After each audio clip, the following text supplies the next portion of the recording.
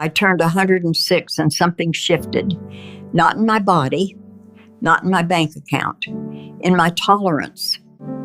There were things I had been carrying for decades, habits, reactions, patterns that I suddenly realized I didn't have to carry anymore. Nobody forced me to drop them. I just got tired. And clarity has a way of arriving when you're finally tired enough. These 7 things changed my life, not because they were dramatic, not because they were expensive, but because I finally had the courage to stop doing them. For most of my life, I cared deeply what other people thought of me. Not in a vain way, in a survival way. I replayed conversations in my head while washing dishes. I rewrote emails 3 times before sending them. I dressed for approval. I softened my opinions. I laughed when I didn't think something was funny. I thought that was maturity. It was fear. After 50, something quietly changed. I realized something that should have been obvious decades earlier. Most people are not thinking about you. They're thinking about themselves, their bills, their regrets, their cholesterol numbers. Research shows we dramatically overestimate how much others judge us. It's called the spotlight effect. We imagine we're center stage, but everyone else is worried about their own lines.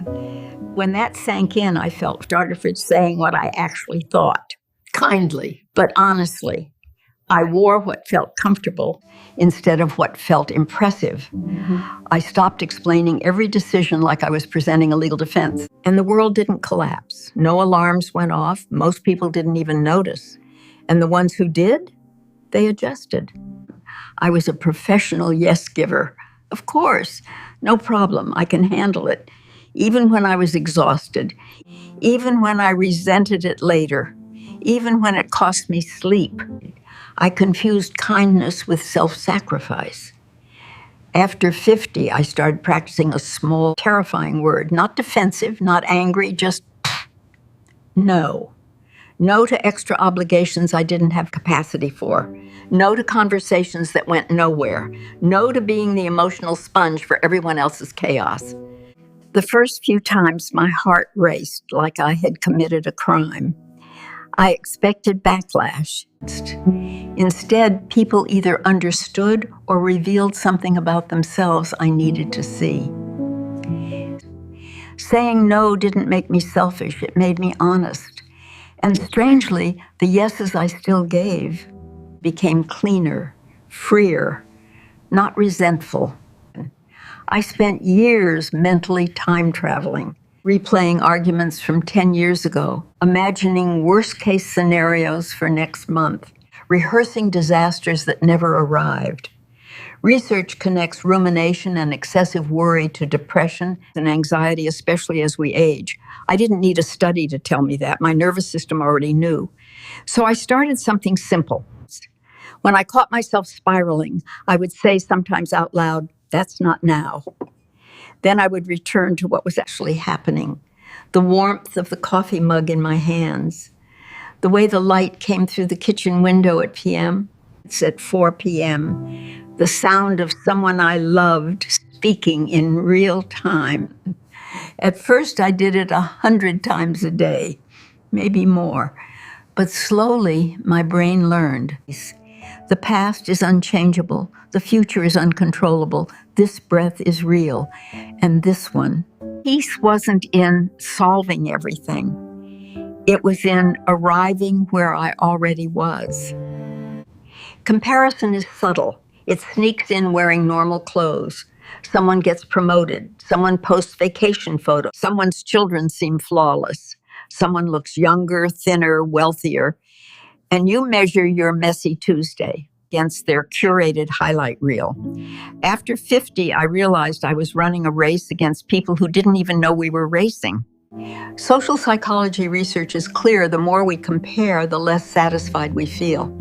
So I did something radical. I stepped away from social media for 30 days. It felt like detoxing from noise. When I came back, I unfollowed anyone who triggered insecurity, not because they were bad people, but because my peace mattered more than proximity. I started measuring my life against my own past self. Was I kinder, calmer, braver than I used to be? That was enough. I built a career for 30 years.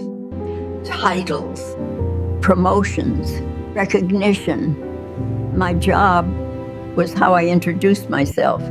It was shorthand for worth. Then one day, restructuring happened. My role disappeared, just like that. I went home and sat in silence. If I wasn't that title, who was I? It was uncomfortable, humbling, but it forced me to see something. My work was something I did, not something I was. The patience I used at work, that was mine. Creativity, mine. The leadership, mine. Those didn't vanish with paycheck. So I reinvested in neglected parts of my life. Old friends, painting badly for fun, volunteering where no one cared about my resume. And I discovered I was still interesting, still valuable, even without a title. Now I work, I care, but when I clock out, I actually clock out. My worth does not rise and fall with a performance review. This one was the hardest. Some relationships went back decades. Family members who criticized everything, friends who only called when they needed something, people who left me drained every time. I told myself loyalty meant endurance, that history demanded tolerance. But research is clear toxic relationships raise stress hormones, disrupt sleep, increase anxiety, even shorten lifespan. Staying out of obligation doesn't make you noble. It makes you a volunteer for your own suffering. After 50, I started asking one question: do I feel better or worse after spending time with this person? The answers were uncomfortable. I set boundaries, reduced contact, in some cases, walked away completely. Some people were angry, some were hurt, but my peace mattered more than their comfort. And the space left behind, it filled with healthier connections. Not every relationship is meant to last forever. Letting go isn't failure, it's wisdom. I postponed joy for decades. I'll relax when, I'll travel when, I'll be happy when. There was always 10 pounds to lose, bills to pay, responsibilities to handle. Perfect conditions don't exist. If you wait for every problem to disappear before allowing happiness, you will wait your entire life. So I stopped negotiating with joy. I took the trip even though I wasn't at my ideal weight. I bought the concert tickets even though it disrupted next month's budget. I spent an afternoon doing absolutely nothing productive just because it felt good. And something surprising happened. Joy showed up everywhere, in ordinary Tuesdays, in quiet mornings, in conversations I would have rushed past before. Joy wasn't at the end of my to-do list. It was waiting in the pause. Life is short, uncertain, precious, and wasting it waiting for perfect conditions is the greatest waste of all. These 7 things transformed my life, not because they were complex, not because they required wealth or luck. They were simple truths I finally had the courage to act on. Caring less what others think, saying no without guilt, living in the present, stopping comparison, separating identity from career, releasing toxic relationships, choosing joy now. Every one of them was available to me decades earlier. Maybe that's just how it works. Maybe wisdom takes time. But if you're younger and you figure this out sooner, good, you're ahead of where I was. And if you're my age or older and just now realizing it, it's not too late. It is never too late to stop wasting time on what doesn't matter and start investing it in what does. I'm 106. My life finally makes sense. Not because it's perfect, but because I stopped doing the things that were keeping me from living it fully. And if I can do it, so can you.